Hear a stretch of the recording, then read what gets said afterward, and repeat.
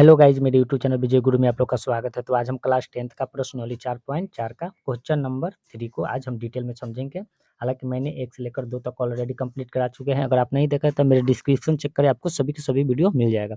तो चलिए क्वेश्चन को पढ़ना चालू करते हैं। क्वेश्चन 3 क्या कह रहा है? क्या कह रहा है? क्या एक ऐसी आम की बगिया बनाना संभव है जिसकी लंबाई चौड़ाई से दुगनी हो और उसका क्षेत्रफल 800 मीटर स्क्वायर हो? यदि हो तो उसकी लंबाई और चौड़ाई हमें ज्ञात करना है। तो देखिए बच्चों, हमें यहाँ पर ध्यान देना है कि लंबाई जो है चौड़ाई से कितना गुना है? 2 गुना है। तो एक आम की बगिया है जिसकी लंबाई जो है चौड़ाई से दोगुना है। तो देखिए ई कंडीशन में इस मैथ को हम किस स्टेटमेंट से बनाएंगे उस पे ध्यान दीजिएगा। तो देखिए इसको हम कुछ स्टेटमेंट को हम लिख लेते हैं जो कि आपको लिखना जरूरी होता है। देखिए माना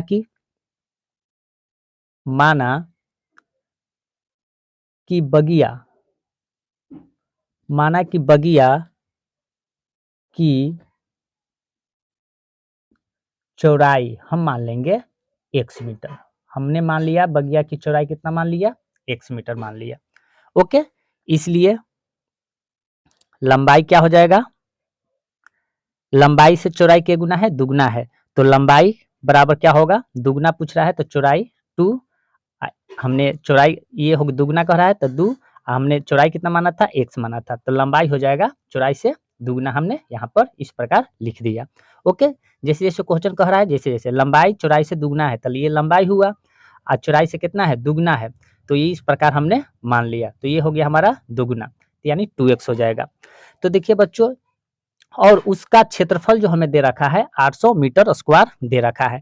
तो आयत का पहले हम क्षेत्रफल निकाल लेते हैं क्योंकि इसमें निकालना जरूरी है। तो आयत का क्षेत्रफल, तो आयत का क्षेत्रफल का फॉर्मूला क्या होता है? क्या होता है?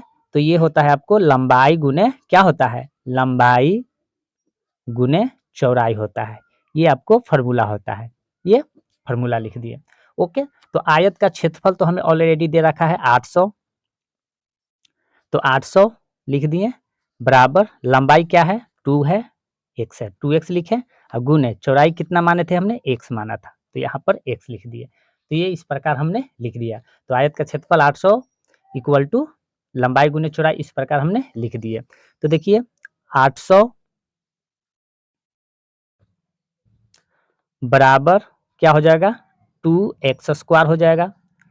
इसलिए x स्क्वायर बराबर 800, ये भाग गुना में था तो ये आ जाएगा भागा में 2। अगर इसको काटेंगे तो के बार में कट जाएगा? 400 बार में ये कट जाएगा। ये 400 बार में हमें कट जाएगा। तो x बराबर जब स्क्वायर हटेगा तो क्या आ जाएगा?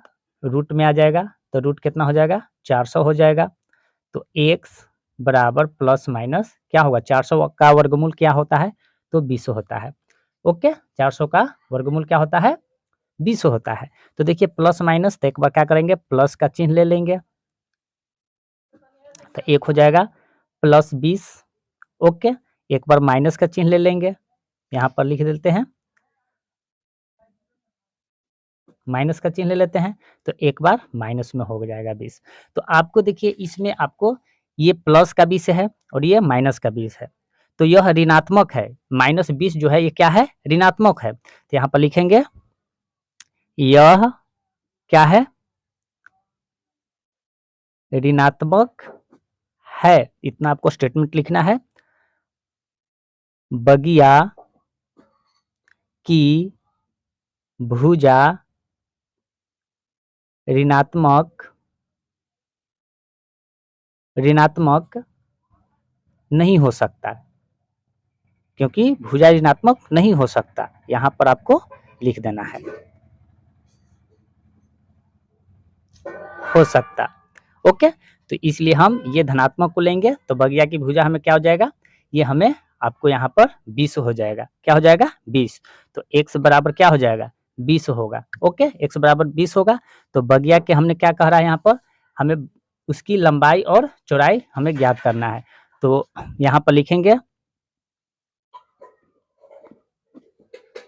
बगिया की चौड़ाई। तो बगिया की चौड़ाई हमने क्या माना था? x, तो x का मान क्या है? 20 है, तो यहाँ पर 20 हो जाएगा। ये हमारा चौड़ाई हो जाएगा और लंबाई क्या माना था हमने, बगिया की लंबाई हमने माना था कितना 2x, तो क्या हो जाएगा 2 गुने x का मान 20 है तो 20 लिखें तब 20 दूना क्या होगा 40 मीटर हो जाएगा। यही आपका आंसर हो गया। कोई दिक्कत, कोई परेशानी नहीं। तो यही हमारा क्वेश्चन नंबर 3 था जो कि प्रश्नावली 4.4 का था और मैंने आपको ये डिटेल बाय डिटेल करके बता दिया। ओके बच्चों, कोई दिक्कत, कोई परेशानी नहीं। अगर वीडियो अच्छा लगा हो तो लाइक, सब्सक्राइब एंड शेयर जरूर करें और अपने दोस्तों के साथ अधिक से अधिक शेयर करें। जय हिंद, टेक केयर।